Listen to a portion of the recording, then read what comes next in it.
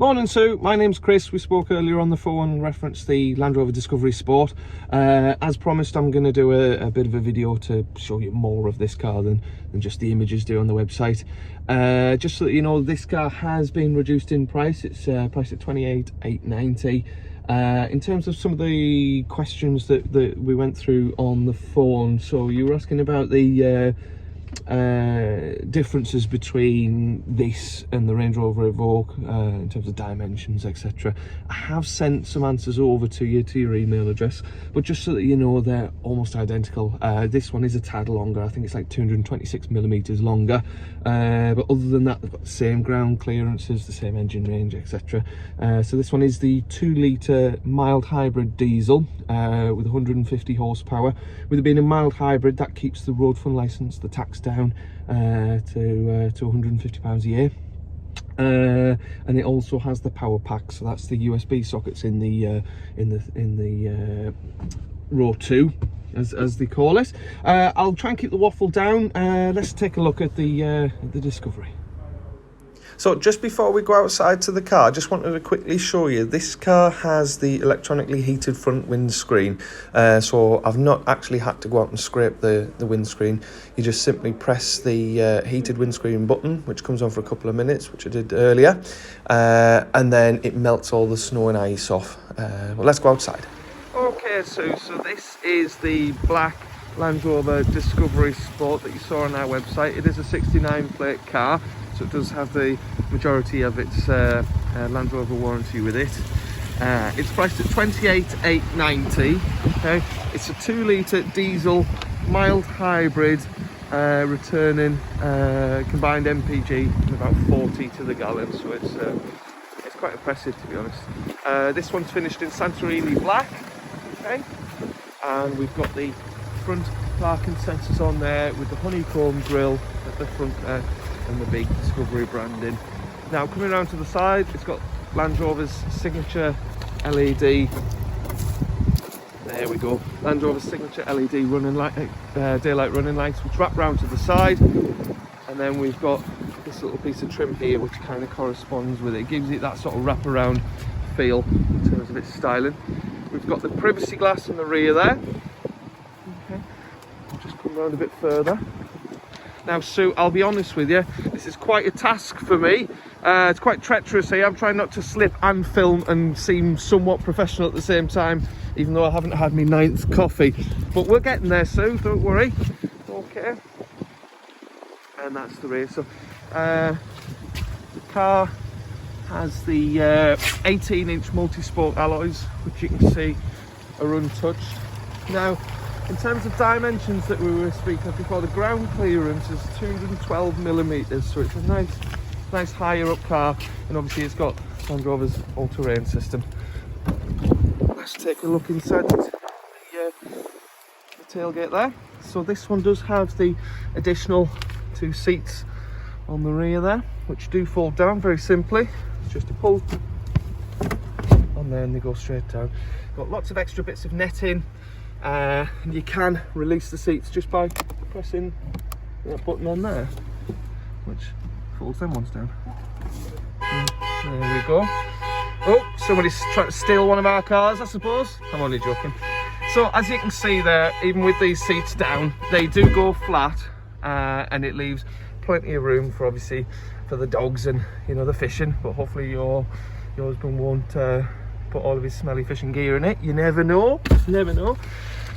We've got a power socket in the rear as well. All right. So one thing I find handy is we've got these four solid metal anchor points, which you can tie things down, and some nice strapping on there.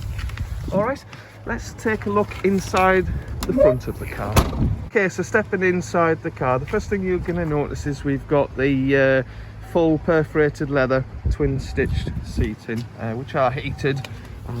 I'll be honest with you, it's lovely, especially this time of year. I don't know if you've got snow where you are in Cheshire, but up north we've got loads of it.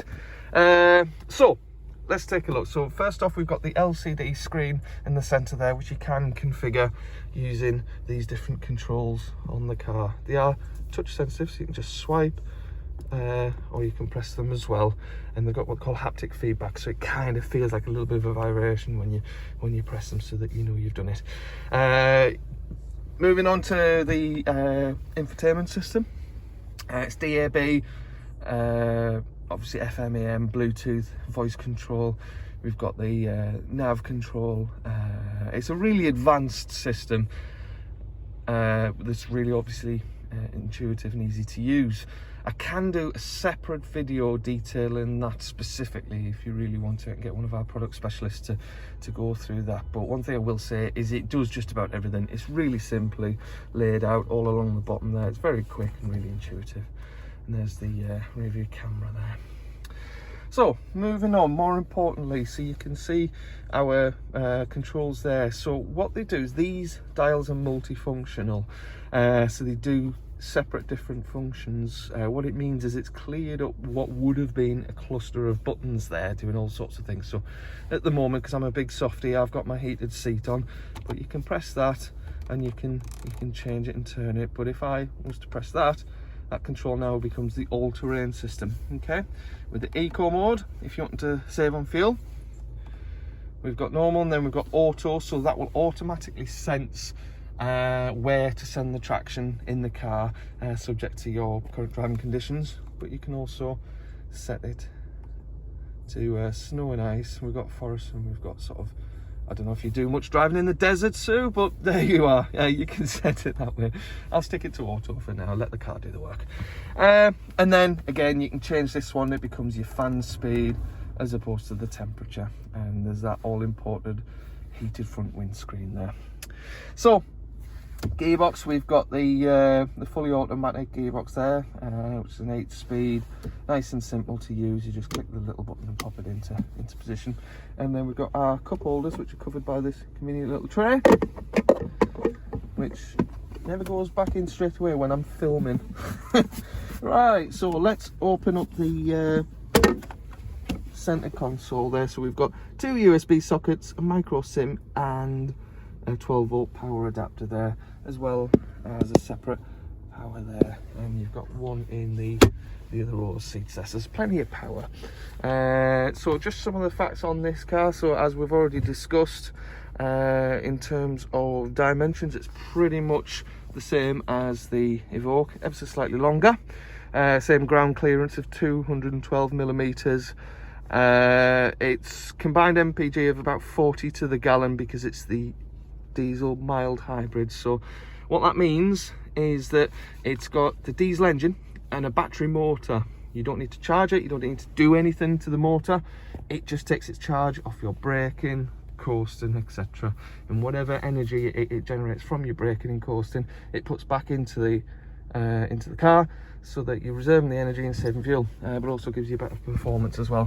So it's 150 horsepower, so it's a nice and powerful car. Let me just put this seat back, and these do split separately, these seats, so you can, let's say for example your good man wants to put his fishing rods in, you can put them straight through the middle there or at the side. There we go. So we've got Isofix seats on the outers, and we've got the USB socket just there with these airplane style holders. Now I'll be honest with you, I'm 5'10" and I've got plenty of leg room and loads of headroom on these. All right, the 2 rear seats are ideal for 2 extra passengers. I would probably say, if I'm being honest with you, children would be more comfortable than adults, but it's still a decent amount of room. Okay, so all in all, I hope I haven't made you too dizzy with my expert camera work, and I hope this video has been a little bit more insightful than just looking at the images of the car. It's genuinely a really good all-round vehicle for getting you out and about, up and down, wherever it is that you're going to be driving to.